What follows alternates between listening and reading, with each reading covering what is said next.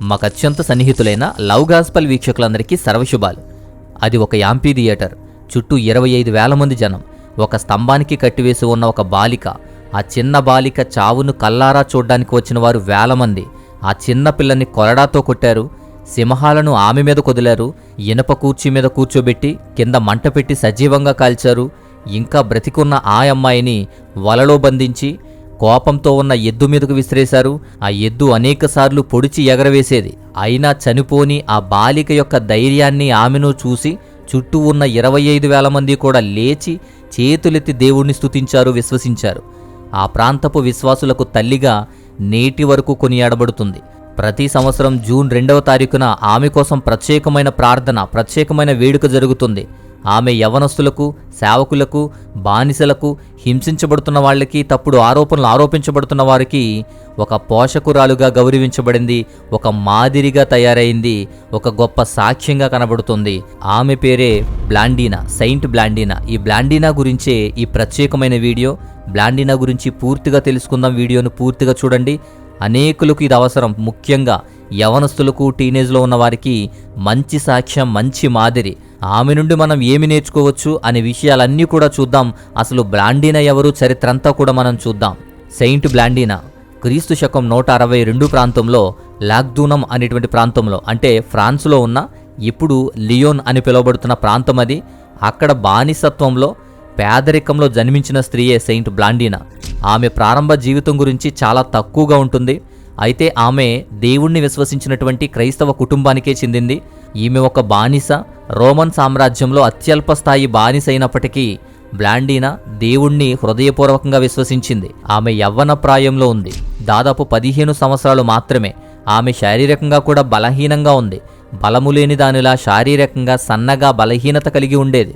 బ్లాండీనా చరిత్రలో ప్రాముఖ్యమైన ఘట్టం క్రీస్తు శకం 177లో లియోస్ అనేటువంటి ప్రాంతంలో జరిగిన హింస గురించి. బ్లాండీనా ఉన్నప్పుడు దాదాపు 25 సంవత్సరాల క్రితం సిర్నాకు చెందిన సెయింట్ పాలీకార్ప్ తన మిషనరీ ప్రయాణాన్ని లియోస్ అనేటువంటి ప్రాంతానికి దేవుని గురించిన సువార్త కోసం మిషనరీస్ను పంపించాడు. క్రీస్తు శకం 177 ప్రాంతం. ఆనాటికి బిషప్ ఫోతీనస్ అనేటువంటి వారి ఆధ్వర్యంలోనే అక్కడ దేవుణ్ణి విశ్వసించేటువంటి విశ్వాసాల సంఖ్య పెరుగుతుంది, క్రైస్తవ్యం అభివృద్ధి చెందుతుంది. కానీ హింసించబడుతున్న క్రైస్తవ సమాజం మాత్రం అక్కడ చాలా ఎక్కువగా హింసించబడేది. చక్రవర్తి అయిన మార్కస్ అరేలియస్ అనేటువంటి వ్యక్తి యొక్క పాలనలో రోమా ప్రజలు క్రైస్తవుల పట్ల శత్రుత్వాన్ని ఎక్కువగా పెంచుకున్నారు. వారిని, వారి ఇళ్లల్ని కూడా బహిష్కరించేవారు. స్నానాలు చేసే గదులకు కూడా వారిని బహిష్కరించేవారు. బహిరంగ వేదికల నుంచి కూడా బహిష్కరించేవారు.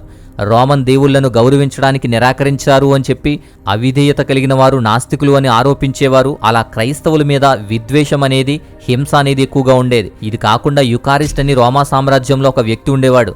క్రైస్తవులు నరమాంస భక్షకులు అని, వారు వావి వరస తెలియకుండా పడుకుంటారు అని, ఇలా అబద్ధపు ప్రచారాలు, వక్రీకరణలు కూడా చెప్పి రాజుకు ఎక్కించేవాడు. అన్యమత బాలిసల నుంచి హింసించబడుతున్నప్పుడు ఇలా తప్పుడు సాక్ష్యాలు, ఫేక్ ఆధారాలతో ఇలా జరిగింది, ఇలా జరిగేవి అని పుకార్లు వ్యాపించాయి. రోమన్ అధికారులు క్రైస్తవ పౌరులను శిరచ్ఛేదనం చేయడానికి, అలా క్రైస్తవులను టార్గెట్గా చేసుకుని అలా బోధించినా, ప్రకటించినా, విశ్వాసాన్ని పెంచుకుంటున్నా వారిని బందీలుగా చేసి తీసుకొచ్చేవారు. అలా బందీ అయిన వారిలోనే 92 సంవత్సరాలు ఉన్నటువంటి బిషప్ ఫోతీనస్ అనేటువంటి వ్యక్తి, అలాగే డీకన్ సాంగ్స్టస్ అనేటువంటి వ్యక్తి, వారితో పాటు బ్లాండీనా, మాటూరస్, అట్టారస్, అలాగే ఇతరులను కూడా అరెస్టు చేశారు.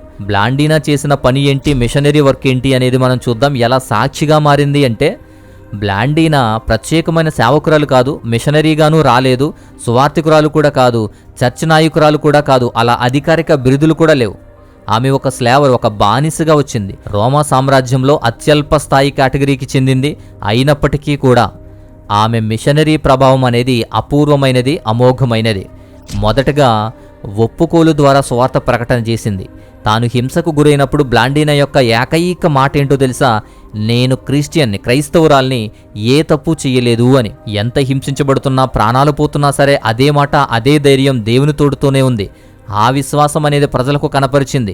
రోమన్ యొక్క జనసమూహాలు కానీ, న్యాయమూర్తులు, సైనికులు, తోటి ఖైదీలకు కూడా అది ఒక స్వార్థగా ఉపయోగపడింది. రెండోది, విశ్వాసులను బలపరిచేది. జైల్లో ఉన్నప్పుడు కానీ, లేదా ఇలాంటి శ్రమల్లో ఉన్నప్పుడు కానీ బ్లాండీనా తను రాత్రివేళ తోటి ఖైదీలకు గాని క్రైస్తవులకు గాని ధైర్యం చెబుతూ విశ్వాసాన్ని బలపరుస్తూ ఉండేది. మూడోది, పోంటికస్కు స్పిరిచువల్ మదర్గా ఉంది. 15 సంవత్సరాల బ్లాండీనా 15 సంవత్సరాల పోంటికస్ను కూడా ధైర్యపరిచేది. వ్యక్తిగత మిషనరీ పాత్రగా కూడా ఉండేది. రోజు ఇలా క్రైస్తవులు హింసించడం, ఉరితీయడం, ఇలా బలవంతం చేయడం చూస్తూ ఉండేవారు. ఇద్దరూ కూడా తమ విశ్వాసాలను తిరస్కరించాలి, వదిలేయాలి, అన్యమత విగ్రహాలకు నమస్కరించాలి అని చాలా ప్రెజర్ చేయబడ్డారు. కానీ బ్లాండీనా మోటివేట్ చేస్తూ ధైర్యం చెప్తూ పోంటికస్ను ప్రేరేపించేది. చిన్న వయసులో దేవుణ్ణి విడిచిపెట్టకుండా ఏ తప్పు చేయలేదని బహిరంగంగా ఒప్పుకొని ఎన్ని చిత్రహింసలైనా భరించి ఇలా తోటివారికి ధైర్యం చెప్పేటువంటి బ్లాండీనా గురించే. అలాంటి బ్లాండీనా పడిన బాధల గురించి, సఫరింగ్స్ గురించి మాట్లాడదాం. అసలు ఎందుకు బ్లాండీనాను హింసించారు అంటే, బ్లాండీనా బాధలకు ప్రాథమిక మూలం లియోస్ అండ్ వియన్నే చర్చిల నుంచి ఆసియా మైనర్ చర్చిలకు లేఖలు పంపిస్తే అలా పంపించిన ఒక లేఖలోనే బ్లాండీనా గురించింది, పరిచర్య గురించింది. అలా బ్లాండీనా గురించి తెలుసుకుని వీళ్ళు ఖైదుగా చేసి దాసిగా తీసుకొచ్చారు. దీన్నే సిజేరియా చరిత్రకారుడైన యూసబీసియస్ కూడా తన ఎక్లేసియాస్టికల్ హిస్టరీ అనేటువంటి గ్రంథంలో దాని గురించి రాశాడు, భద్రపరిచాడు. అలా బ్లాండీనా యొక్క హింసలు ఎలా ప్రారంభమయ్యాయి అంటే, మొదటి హింస బ్లాండీనాను హింసించడానికి తీసుకెళ్లినప్పుడు ఆమె ఒక ఉంపుడుగత్తిగాను, ఒక దాసిగాను, శారీరకంగా బలహీనత కలిగిన కారణంగాను తానింకా బ్రతకలేనని, బలహీనంగా ఉన్నానని భయపడింది. వెంటనే చనిపోతాను అని కూడా అనుకుంది. కానీ బ్లాండీనా చాలా బలంతో నిండిపోయింది. ఆమె విడుదల కూడా అయ్యింది. ఉదయం నుంచి సాయంత్రం వరకు కూడా ప్రతి విధంగా ఆమెను హింసించిన వాళ్ళు కూడా అలసిపోయేవారు. రోమన్ సైనికులు ఆమెను హింసించడానికి షిప్లు కూడా వేసుకునేవారు. నిన్ను హింసిస్తున్నాము, టార్చర్ చేస్తున్నాము గనక మమ్మల్ని శపించమని నీ దేవుణ్ణి అడుగు, నీ క్రీస్తుని అడుగు అని వాళ్ళు వెక్కిరించేవారు. కానీ అన్నిటికీ కూడా ఆమె ఒకే ఒక్క సమాధానం ఇచ్చేది, నేను క్రైస్తవురాల్ని, నేను ఎటువంటి తప్పు చేయలేదు అని. చివరికి హింసించేవారు కూడా తమ ప్రయత్నాన్ని వదులుకున్నారు. ఆమెపై వారు చేసిన అన్ని దారుణాల తర్వాత కూడా ఆమె ఇంకా బ్రతికి ఉందని చెప్పి నమ్మలేకపోయారు. ఇక రెండవ హింస పోంటికస్ను ధైర్యపరచడం, ప్రోత్సహించడం. తర్వాత రోజుల్లో బ్లాండీనాను ప్రతిరోజు కూడా 15 సంవత్సరాల బాలుడితో అంటే పోంటికస్తో కలిసి ఈ యాంఫీ థియేటర్స్కు తీసుకొచ్చేవారు. రోమన్ అధికారులు ఇతర క్రైస్తవులను హింసించేటువంటి విధానాన్ని చూడమని బలవంతం చేసేవారు. ఆ దౌర్జన్యాలు, చంపడం, కొట్టడం ఇవన్నీ కూడా చూపించేవారు. వారి విశ్వాసాన్ని తిరస్కరించాలని, వదిలేయాలని, లేదంటే మీరు కూడా ఇలానే చిత్రహింసలు అనుభవించాల్సి వస్తుందని, విగ్రహాలకు నమస్కరించమని అక్కడ ప్రమాణం చేయమని కోరేవాళ్ళు. అలా ప్రెజర్ తీసుకొచ్చినా సరే బ్లాండీనా ఒప్పుకునేది కాదు. పోంటికస్ను కూడా ధైర్యపరిచేది, బలపరిచేది. అలా బలపడి ధైర్యవంతుడైనటువంటి పోంటికస్ అవన్నీ కూడా భరించాడు. అలా భరించి గొప్పగా మరణించాడు.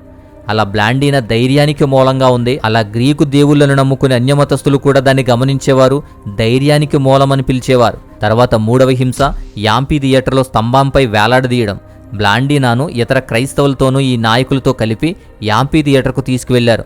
ఒక మ్రాను మీద వేలాడదీసి క్రూర మృగాలకి ఆహారంగా అందించారు. ఆమె శిలువ రూపంలో వేలాడుతున్నట్టు కనిపించేది. అలా జంతువులు ఆహారంగా తీసుకోవడానికి కట్టి వేలాడదీస్తున్నా సరే, జంతువులు మీద పడుతున్నా సరే ఆమె చనిపోలేదు. ఆ బ్లాండీనాతో పాటు ఉన్న, శిక్షించబడుతున్న, ఖైదు చేయబడినటువంటి క్రైస్తవులైనటువంటి వారంతా కూడా ఆమె విశ్వాసాన్ని, పోరాటాన్ని చూసి వారి కళ్ళతో యేసుక్రీస్తు సిలువ వేయబడిన విధానాన్ని చూశారు. తర్వాత నాలుగవ హింస సింహాలకు మేతగా వేయడం. ఉద్రేకంతో ప్రార్థించిన ఈ బ్లాండీనా అడవి జంతువుల మధ్య విడుదల చేయబడింది. సింహాల మధ్యలో విడుదల చేయబడింది. సింహాలను వాటి మీదకు వదిలినప్పుడు ఆకలితోనూ క్రూరత్వంతోనూ ఉన్న అడవి సింహాలన్నీ కూడా ఆమెను తింటాయేమో అనుకున్నారు. కానీ ఆమెను తాకను కూడా తాకలేదు. సింహాలు ఆమెను ఏమీ చేయలేదు. ఆమెను క్రిందకి దించి జైలుకు మరలా తిరిగి పంపించేశారు. తరువాత ఐదవ హింస విపరీతంగా కొట్టడం, కొరడాలతో కొట్టడం.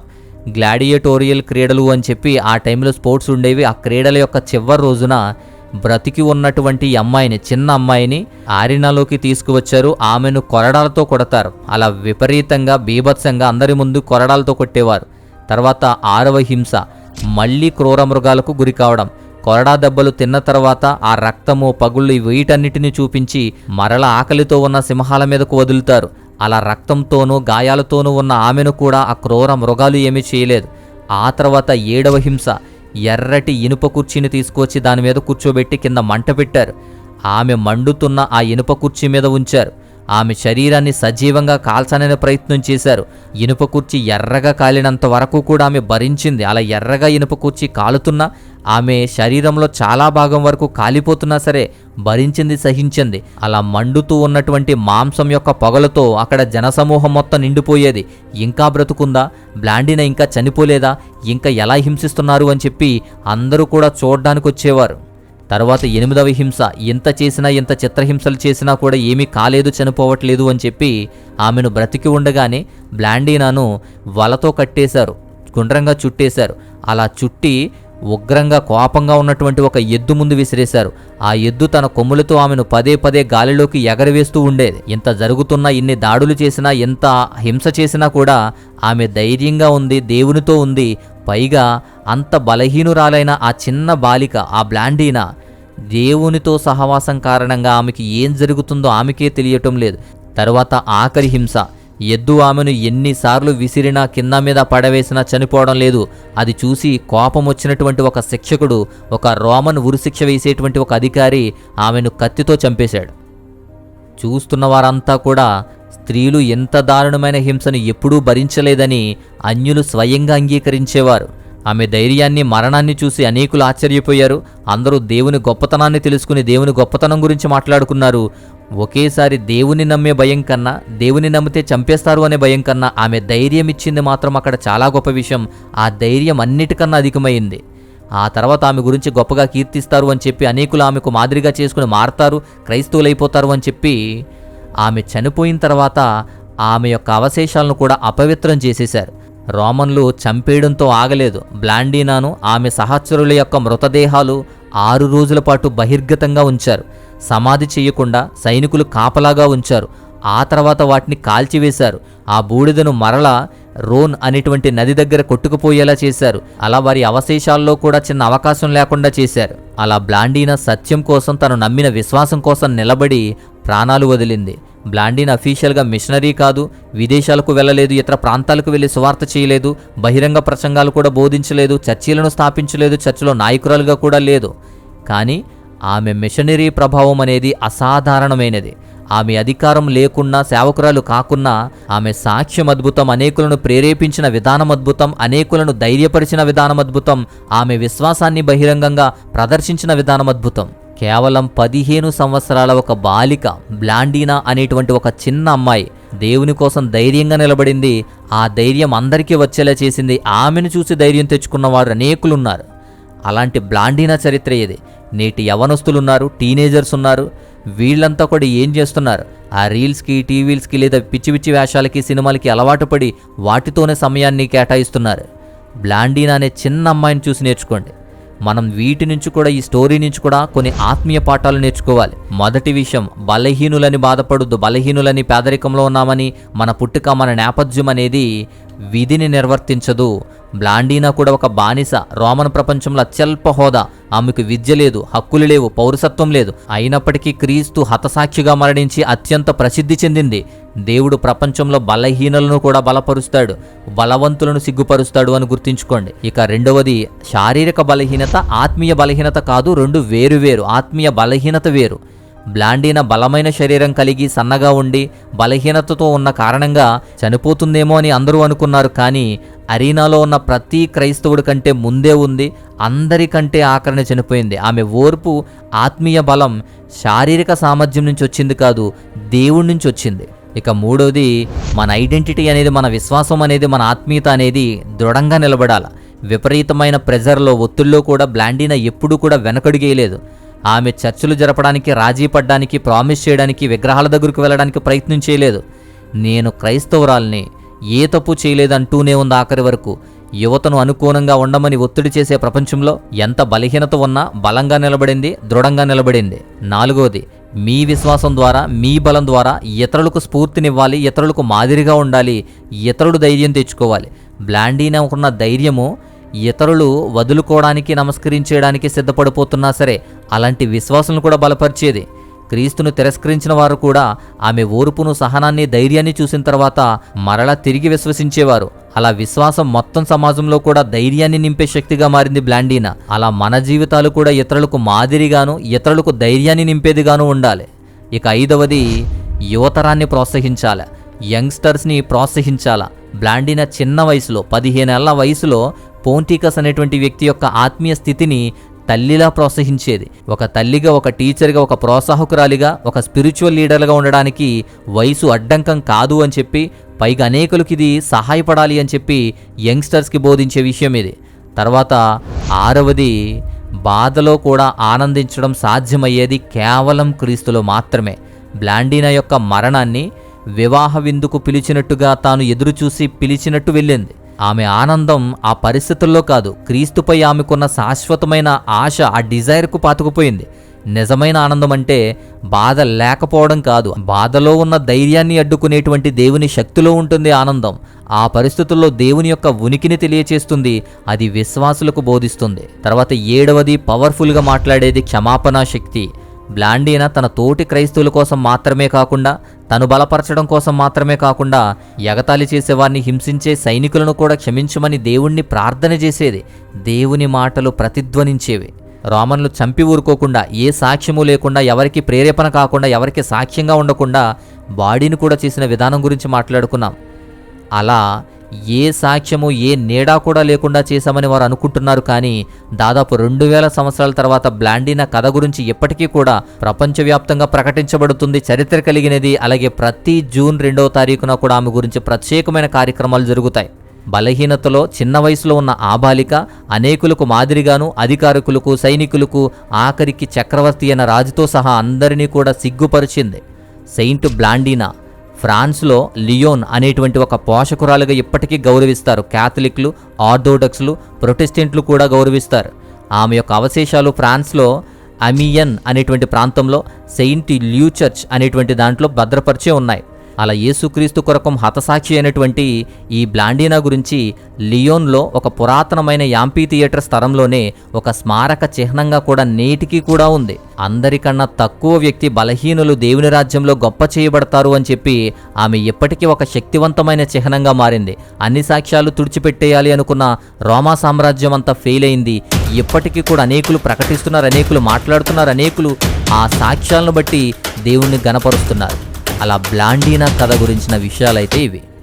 ఇంకేదైనా సందేహాలున్నా, మీ ప్రార్థన అవసరతలు ఏదైనా ఉన్నా స్క్రీన్ మీద వాట్సాప్ నంబర్ ఇస్తున్నాను, వాట్సాప్ చేయండి. అలాగే మా వ్యయ ప్రయాసలకు, పరిచర్యలకు సహాయం చేయాలి అనుకున్నా, మీ విలువైన కానుకలు పంపించాలనుకున్నా స్క్రీన్ మీద డీటెయిల్స్ ఇస్తున్నాను. మీ సహాయాన్ని పంపించి మా పరిచర్యకు ప్రోత్సాహకరంగాను, మాతో పాలిభాగస్తులుగాను ఉండాలి అని చెప్పి గుర్తు చేస్తూ ఉన్నాను. సో బ్లాండీనా గురించినటువంటి చరిత్ర ఇది, బ్లాండీనా అనుభవించినటువంటి శ్రమలు ఇవి. ఇలా ఒక టీనేజ్లో ఉన్నటువంటి ఒక చిన్న బాలిక దేవుని కోసం నిలబడిన విధానం చూస్తుంటే మీలో అనేకులకు, ముఖ్యంగా యవనస్తులకు ధైర్యాన్ని ఇవ్వాలి. అలా ధైర్యాన్ని ఇచ్చే వీడియోగా ఇది ఉంటుంది అని చెప్పి బ్లాండీనా గురించి మంచి విషయాలు మనం నేర్చుకున్నామని చెప్పి నేను అనుకుంటున్నాను. సో ఇది నచ్చితే ఖచ్చితంగా లైక్ చేయండి, ఇతరులకు కూడా మంచిగా షేర్ చేయండి. మరొక అద్భుతమైన మంచి వీడియోతో మరొక టాపిక్ ద్వారా మరలా వస్తాను. అంతవరకు దేవాతి దేవుని మహోన్నతమైన కృపా కాపుదల మీ అందరికీ తోడయుండి నడిపించి బలపరచునుగాక. ఆమేన్.